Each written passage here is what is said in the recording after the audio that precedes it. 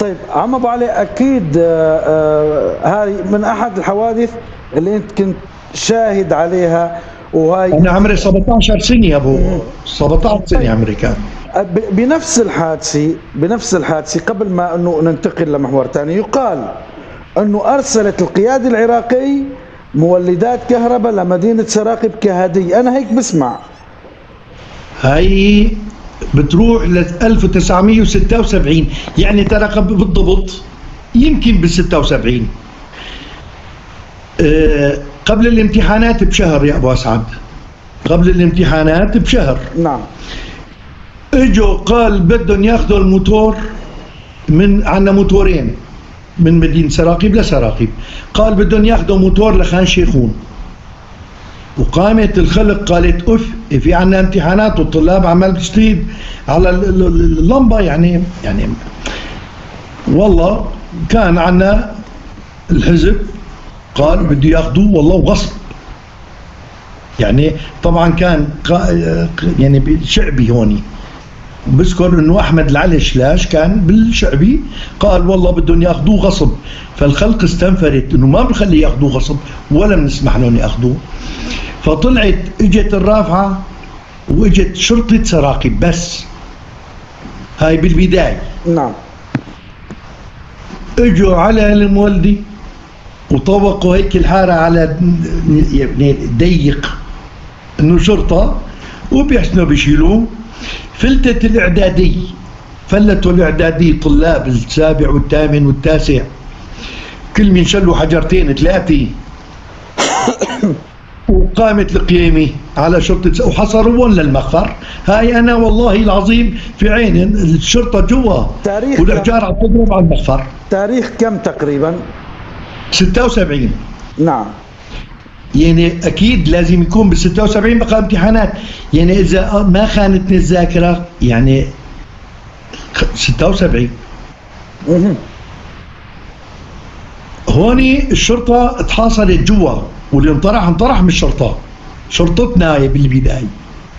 دقوا على إدلب، اجا قائد الشرطة وجا معاه شوي، وسعوا نطاق التطويق، فلتت عليهم أكثر الطحطوح هليل، بكور النجرو هليل، هاي حقيقة يعني هذا الحكي. نعم. قامت القيمة عليهم، اللي انطرحوا نزل تخبى قائد الشرطة، تخبى في هوني الدكان عند الشركة، فات عليه. المهم انطرح انكسر، المهم قامت القيمة عليهم.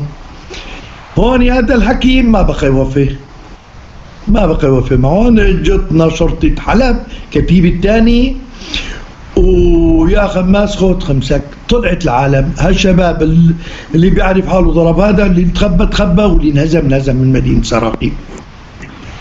هني قالوا نحن ما بقى نفك الحصار عن مدينة سراقيب، هون شالوه بالقوة، لأنه اجت كمية كبيرة. حلب شرطة كتيبة الثاني وإدلب كترت، طوقوا المدينة، واللي يشوفوا بالشارع يجضعوا يقتلوه. واخذوا الموتور وحطوا يمكن يا 40 اسم اذا ما خانتني الذاكره يا اكثر. هودي قالوا المحرضين. يعني مين المحرضين؟ اصحاب المصالح، مثلا من حارتنا مصطفى الرزاز، عبد الله طاهر سماق، هودي بتذكر 100% اخذوهم يعني كمان. بكور نقروا لانه بالقيادي. الطحطوح صناعيين، مثلا عندهم هودي طاحوني مثلا، هودي الحكي كل شيء صناعه، حردان كل شيء، كرحوف كل شيء عنده صناعه. سجلوا اسمه، سجلوا يا 40 يا اكثر، انه ما بنحل على المدينه الا يسلموا هودي حالهم. قول والله سلموا حالهم، وبعد فتره بيجي 10 ايام يمكن توقفوا، حلوها وصالحوا وحلوها. خبر مين فيها؟ طبعا خبرت فيها القيادي هاي القتيلي، خبرت فيها القيادي العراقي.